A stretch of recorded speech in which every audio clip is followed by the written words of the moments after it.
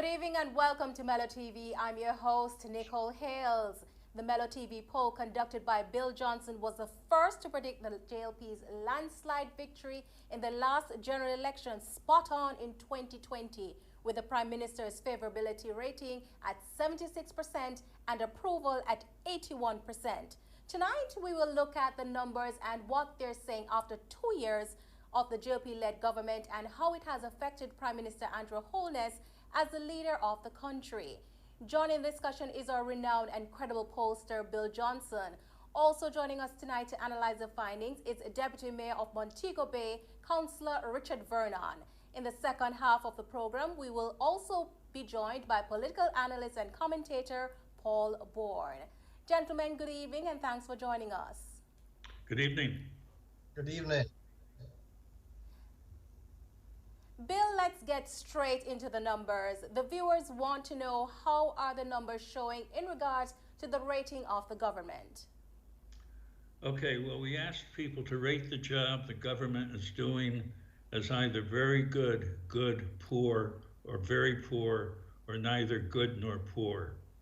And basically 43% rated the government as either good or very good, 29% poor or very poor, and 21% neither, said neither. Now, you'll recall that last Thursday when we were discussing the results in terms of which direction people felt the country was going in, only 16% mentioned they thought the country was going in the right direction, and 62% said they thought it was going in the wrong direction. But here we have 43% saying the government's doing a very good or a good job. So obviously the people aren't blaming the government in general for the way that they feel the country is going. They feel the country is going to hell in a handbasket, so to speak, but they're not directly blaming the government for that, at least at this time. Now, another interesting thing is, you'll recall that we discussed how the people feel the government is doing in terms of COVID. Well, the numbers for COVID are exactly the same as they are for how the government is doing overall. 44% say the government's doing a good job with COVID. 43% say the government's doing a good job overall. 30% said the government was doing a poor job with COVID. 29% say the government's doing a poor job overall. So basically, people are rating the government the way they perceive the government is doing in terms of fighting COVID. So if things with COVID look better in the near future, that's obviously going to inure to perceptions of the favorable perceptions of the government. If things don't look so good, it's going to inure to the detriment in terms of how they feel about COVID. So the government's ratings at this point are directly tied to perceptions of the way people perceive it's doing in terms of COVID. Now, the government receives a plurality of favorable ratings that's very good or good from every demographic and political group at this time, except for PNP voters. 26% of PNP voters say the government's doing a good job. 50% say they're doing a poor job. JLP voters, 66% good job, 13% poor job. And those who didn't vote, 40% good job, 29% poor job. So as I say, it's really very interesting.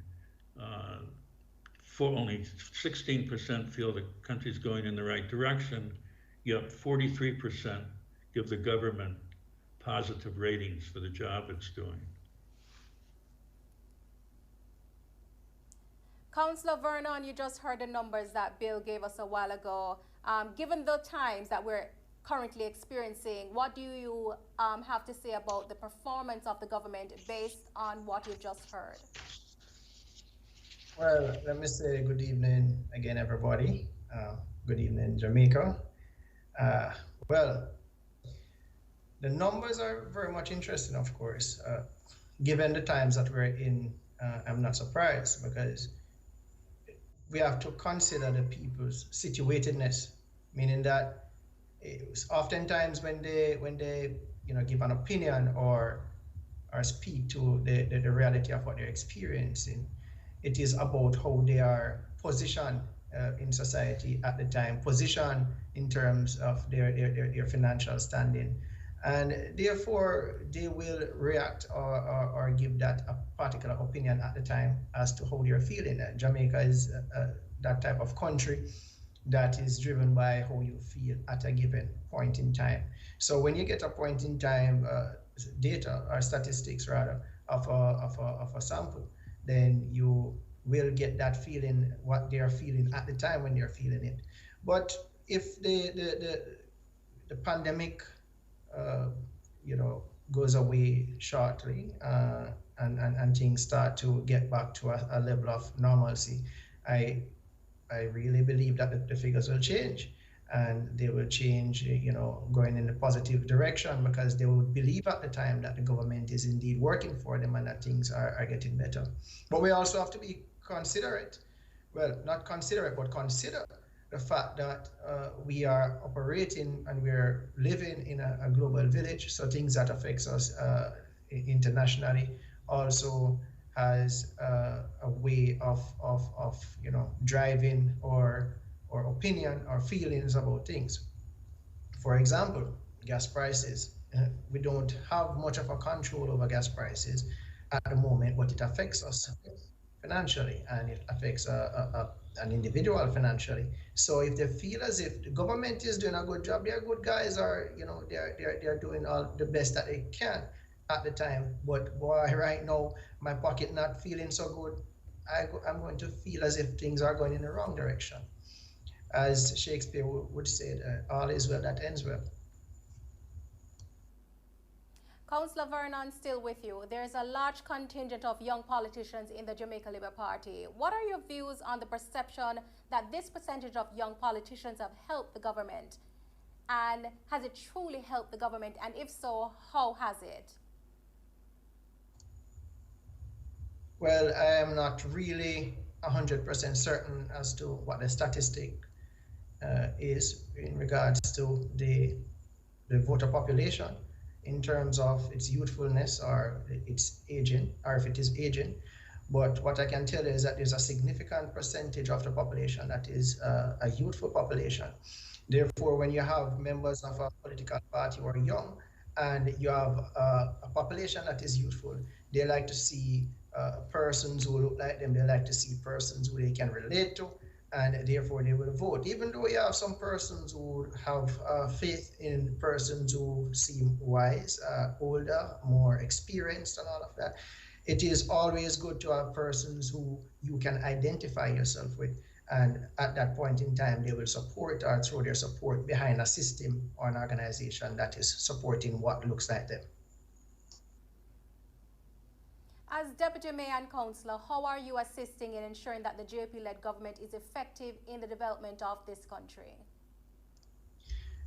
Well, as Deputy Mayor, we operate at a subnational level. So we have to ensure that whatever we're doing, it is to the benefit and development of the country in general at a local level. So what we're doing at the St. James Municipal Corporation at this time is to look at our local sustainable development plan and to put all the necessary things in place to ensure that we can drive local economic development and that we can do so in a sustainable way. Once we have achieved this, then of course the municipality will be better off, because once we ascertain a sustainable level of local development, that feeds into the national development plan, and therefore collectively at a local government level we can contribute to national development. Councillor Vernon, as a representative of the next generation of leaders in the party, what do you want the Jamaican people to know about the focus of this government? The focus of this government is always to ensure that the people of Jamaica are better off. And therefore we ensure that, and I'll go back to the local government level, we ensure that certain basic needs are in place. For example, We ensure that we have infrastructure that can also drive local development, because the faster you can move, the more the economy will grow. We ensure that persons have access to water, and if they don't, we try our best to figure ways and means by which water can be delivered to some communities that are in need of water. We try to bolster our local economic development program, and through that we have invested almost $60 million over the past 3 years into small businesses, micro businesses. We have also spent much time looking for our vulnerable people, the persons who fall on our role of poor, the persons who are outdoor, the homeless. We spend a lot of time dealing with those persons, and to ensure that they are in good health and they are being taken care of. So we have many programs that we drive at a local level, and we, if I should name them all, I'll spend all evening talking about them. But that is what encapsulates the vision, the goal, and the drive of this government, to ensure that we move not just from poverty to prosperity, as we would have said leading up to our 2016 election, but that we continue to recover and that we continue to build together as a people, as a nation. Bill, let's look at the favorability of Prime Minister Andrew Holness. What are the numbers showing? Okay, well, after being in the stratosphere 18 months ago at 76% favorable, the Prime Minister's favorable ratings have come back down to earth and have sort of fallen like a rock off of Spur Tree Hill, although it's only fallen halfway down the hill at this point. It should be noted that he's still favorably perceived by a 3-2 margin, 46% to 28%, which is a rating that most politicians these days would be enthusiastic to have. I mean, given everything that's happening throughout the world today. But of course, that 46% compares to 76% 18 months ago. His unfavorable rating has gone from 14% to 28%, and those who aren't sure from 10% to 26%. Now, Prime Minister still has a favorable rating amongst every demographic and political group except PNP voters, who actually did rate him favorably 18 months ago. But JLP voters today rate him 77% favorable, 11% unfavorable. PNP is 21% favorable, 54% unfavorable. And those who didn't vote are 43% favorable, 29% unfavorable. So, the ratings are down, but they had a long way to come down, and he's still in very, very good shape in terms of his favorable perceptions. Councillor Vernon, you just heard the favorability ratings for the Prime Minister. Your thoughts?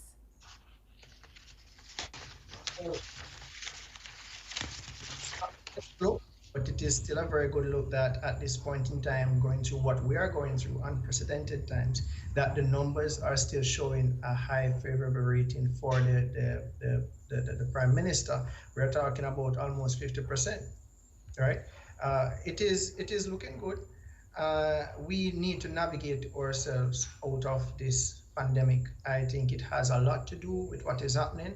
And of course, a lot of persons would be of the view that he's trying, but other things are happening, and therefore we have to take those into consideration.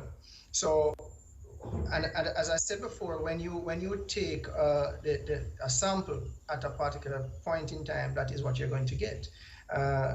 In terms of the validity, it may be even affected by the historical threat, because you have a pandemic going on right now.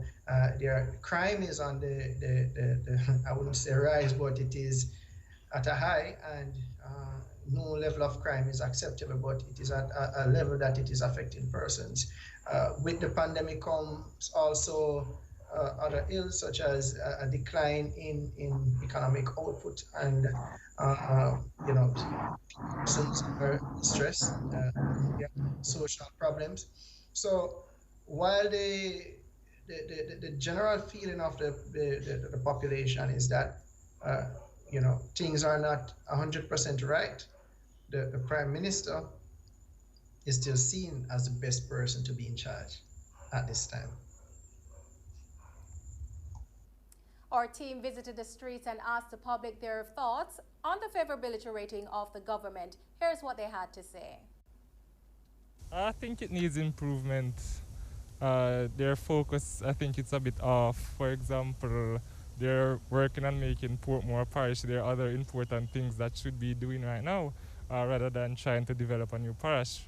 For example, the education system, where we have a lot of students out of school due to the coronavirus. It's ups and down government, because you have the good, the bad, and indifference, yes. Pertaining to Andrew Holness, there's a lot of transparency what I've seen now. Things are more exposed, and anything is being hidden is exposed. So I think the government is doing a good job so far, but yet there are grassroots people that need more attention. Person like me too, I'm a grassroots person, and there's a lot of things that is circulating around for the richer people, and we here as the people down here, I think you need to come down a little lower to meet us halfway and hear our growls, because there's a lot of things that's happening that we would like somebody to talk to us so that we can get some good response, grassroots people. They have tried and they can only do so much.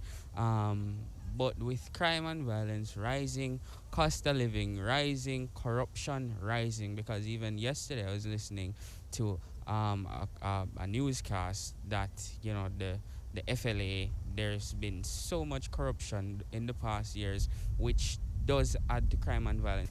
The government overall, I don't think that ministers and members of parliament understand that they have to work with the people. Many people in the constituencies don't even know who their MP is. They must know who their member of parliament is. They need to walk up the hillside sometimes and get to know them, what their problems are. And those are the things they need to know about. Very important. But if they don't, I don't see that is being done. Overall, and Jamaican government now, one thing we want to see, the crime get out of hand. So I really want to see the government come together. Opposition, leaders, everybody come together and try to put something together for the whole Jamaica. You understand? So we can live as one and work as one and make Jamaica a better country, so people from overseas can come visit us and don't be afraid of Jamaica. Councillor Vernon, you would have just heard the comments from the public regarding the favorability of the government. Before you leave us this evening, tell us what are your thoughts on the responses of the public? Well, the political culture of Jamaica is a little different than other places in the world. The political culture of Jamaica sees the leader as the boss, as the big man, as the daddy, the father, the everything. So we tend not to take matters into our own hands oftentimes. And also it has a very personal touch to it. So it is not one that you are going to just swing by and say hello, you pass, you wave, and I'm the big man, and you're gone. It's not that. They want a personal touch. They want to be able to call you and get you. They want to be able to see you, to touch you, to say hello, we have this problem or that problem. And as leaders, that is what we have to offer to the people of Jamaica, even when carrying out our duties as ministers, as Prime Minister, you name them, councillors, you name them, that we have to do that. So we have to find that balance in terms of touching base with people, keeping that contact, representing them. It is a heavy task. So therefore, you have to ensure that mentally you're capable of doing it, and emotionally you're willing to do it as well. That is one of the issue raised by one of the respondents that I'm seeing here. But also, there are persons who say that there's corruption, there is crime, and those are major concerns. Well, corruption, the thing with corruption is that if you do not know what is happening, then it is really corruption. But when we can put systems in place, systems to monitor, systems to evaluate whatever investment, whatever program, whatever projects, whatever plans we put in place, if we have those systems in place that can, unearth the corruption that is in it, then I see where we are doing good in terms of dealing with corruption. I see where we are practicing good and transparent governance, right? But if we don't have these systems in place and corruption goes unknown, then that is where the corruption really lies. So you're hearing about it because there are systems in place to address them.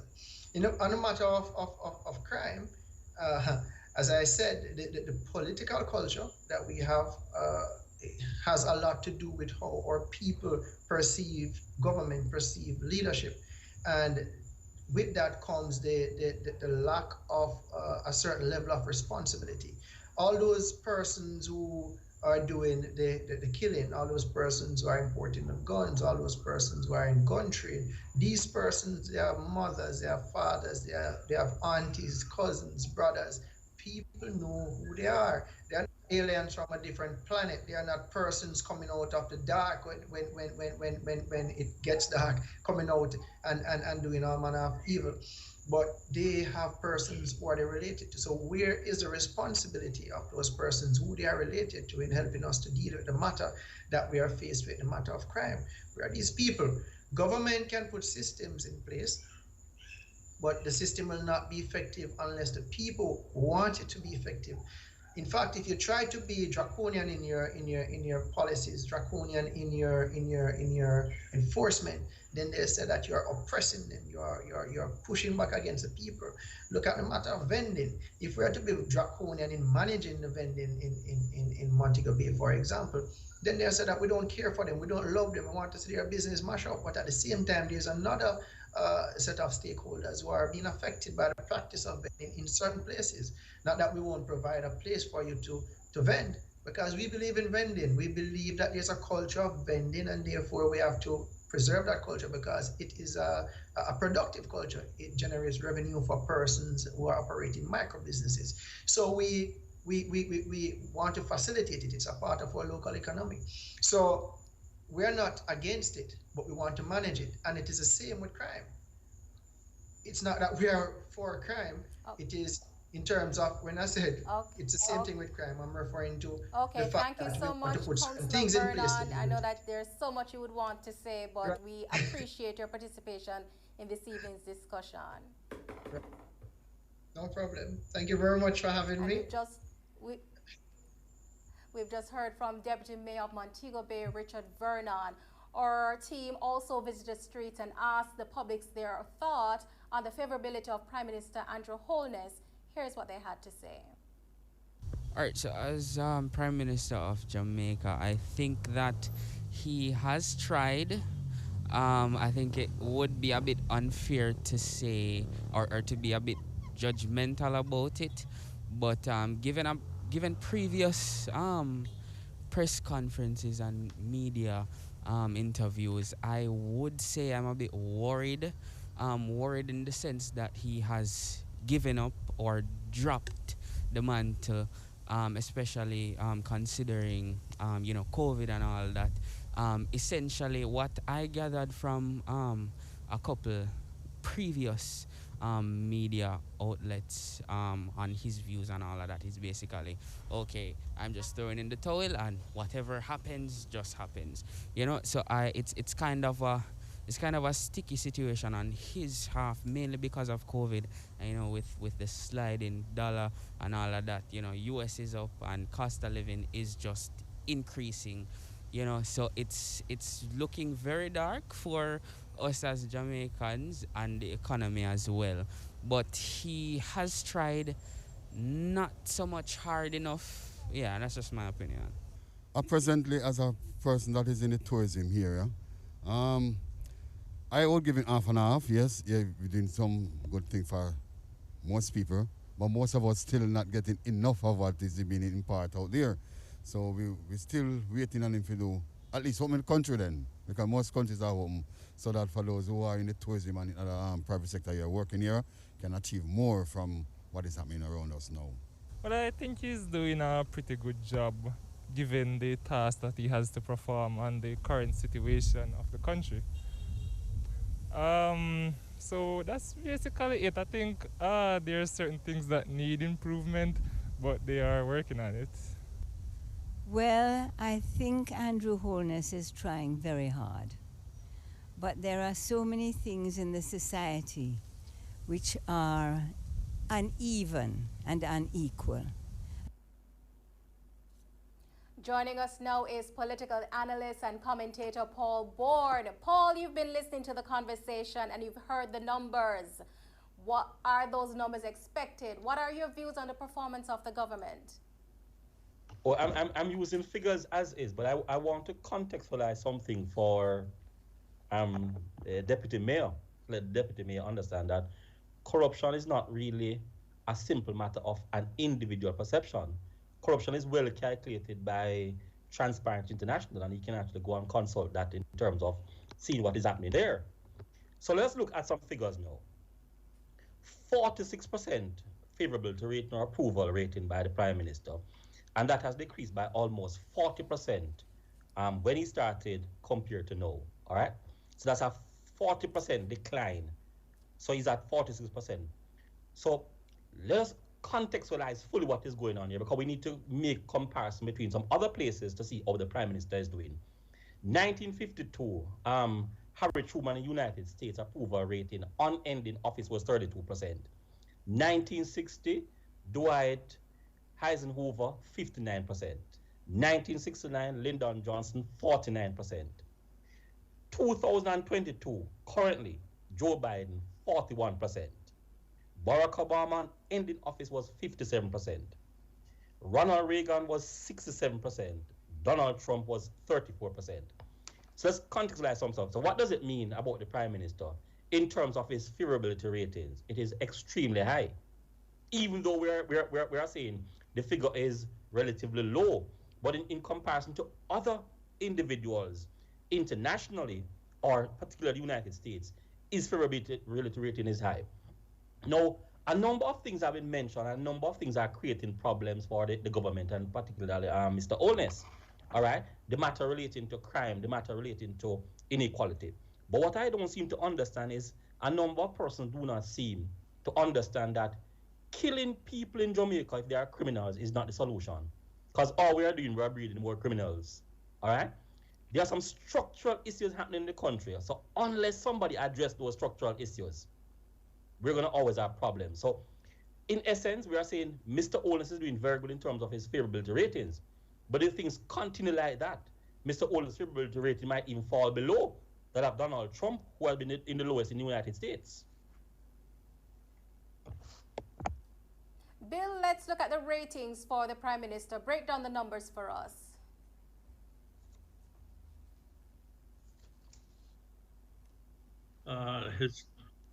His approval numbers have also taken a major hit, crashing by 33 points since our last poll, from 81% down to 48%, but still by better than a 3-2 plurality, 48% to 31%, those interviewed still approve of the job he's doing.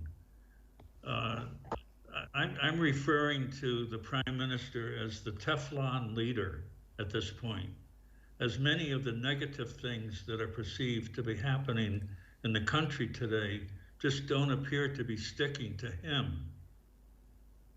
Once again, all demographic and political groups approve of the job that he's doing, except PNP voters. JLP voters are 75 approve, 17 disapprove. PNP 27 approve, 54 disapprove. And those who didn't vote, 44 approve, 30 disapprove. So he's in the enviable position, really, of as I said, people don't like the way the country is heading, yet it's not sticking to him in terms of the blame for it at this point.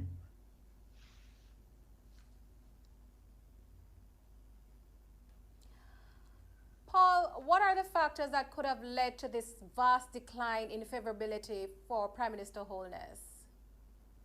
Well, a number of things, and fundamentally on them is what Bill spoke to us about the last time, the matter relating to crime. Jamaicans have actually become so much engrossed in actually seeing persons being murdered, and they are just downright tired of that. So people want to see a solution to the crime problem, and they don't think that there's a solution to the crime problem. One, people want to see some of the structural things change inside the society, which have not been happening, and it goes beyond just the Jamaica Labour Party to all the parties that have been in power in Jamaica, both PMP and JLP. But not only that, people also want to see the country open, so that's also helping to gauge some of the disappointment that people are having inside the government. And the other thing relating to unemployment, cost of living. I'm sure all of us Jamaicans have actually gone to the stores and supermarkets and actually see what is going on. And sometimes I really wonder, what is really going on in Jamaica. It takes so much money to buy things when your salary is constant. So these are things that people are looking at. Then the other thing is COVID. We have not dealt with COVID effectively up to now. So all of those things are actually causing the JLP, and particularly the Prime Minister, favorability rate to fall. So when Bill say that the Prime Minister's favorability rating is still high and people don't want to associate with the thing, and I'm saying not really so, Bill. The fact that his favorability rating has declined by 40%, people are putting a part of the blame to the Prime Minister. Because look at the figures, 76, 46, a 40% decline. So people are attributing much of what is going on to the Prime Minister, almost 40% decline in his favorability rating. So people are associating to the Prime Minister. Paul, let me correct you a bit. It's 30% decline. 30% decline. Yes, so people are associating that to the Prime Minister. All right? Thank you very much for that. So I am saying is not that people are not associating the things to the Prime Minister or to the government. But what people are saying is, listen, you're still doing a good job because it's 46%, almost 50%. All right? And if you look at the favorability rating of many other persons in other parts of the world, and I took out the United States to sort of show that when you look at that favorability rating of 46%, it's very high. All right? It's just that people are saying, Mr. Holness, there's something that you need to address. That's all people are saying. All right, let's shift gear a bit, Paul. Let's talk solutions. Are there ways the Prime Minister can recover from this and regain the favor of the Jamaican people? And how would you recommend he go about doing this? Well, absolutely. A number of things that can be done. But some of the things are not going to be short term. Some of the things are going to be medium and long term. All right? So what I would advise the Prime Minister to do is actually come to the public and let them know that, listen, we're going to be introducing state of emergency and some sort of lockdown in terms of for the next 2 months to address some of the things that are happening here in terms of crime. Then the medium term, we are going to actually try to jumpstart the economy by doing so and so. In the long term, try to deal with many of the injustices inside society. Because when you look at a country in which an individual commits a crime and that individual gets 2 years, another individual commits the same crime and gets 40 years, and most of the individuals are black, not to say in America, where some are white, some are black, or some are Caucasian and some are actually African American. Most all the people inside Jamaica, 90% of them, are of a particular race. So how do you have that sort of injustice? And people see these things. Sometimes even how the very police behave with you is also another matter of a concern. The system relating to even how food prices are structured. All of these things must be addressed. And we need to start addressing them as a people, not only the government, but as a people. But the Prime Minister need to put in place some structures to let persons start looking at their things. The next thing we need to do is to start deciding that we're going to disassociate ourselves from thieves and murderers and things like that. Mr. Holness needs to come forward, and those persons who are in his constituency, let them know to the police who these guys are. If he wants to show that there's a solution, show by example that, listen, this is where I'm actually going, and then while addressing some of the short-term things, he's addressing the medium term and the long term to have Jamaica safe. Yes, all Jamaicans would like to open their doors and sleep with their doors open, but the reality is, can some person do that? Very powerful and strident recommendations being made, Paul. Bill, come tomorrow, what can we expect? Tomorrow we're going to see if the Jamaican public is experiencing buyer's remorse in the fact that they didn't elect the PNP to control the government in the last general election, and whether or not they think that Peter Phillips would be doing a better job as Prime Minister today than Andrew Holness. And also we're going to be getting the favorable ratings of the opposition leader, Mark Golding. So I think people will find both of those things very, very interesting. We're definitely looking forward to the findings of those come tomorrow. There you have it. Join us tomorrow and every weekday until February 25 to get the answers to many more important questions during the Mello TV Bill Johnson poll, and listen to Mello FM and Rhythm FM newscasts for the recap. I want to thank this evening's guests, pollster Bill Johnson, political analyst and commentator Paul Bourne, and Deputy Mayor of Montego Bay, Richard Vernon. I'm Nicole Hayles on behalf of the entire production team. Thanks for watching.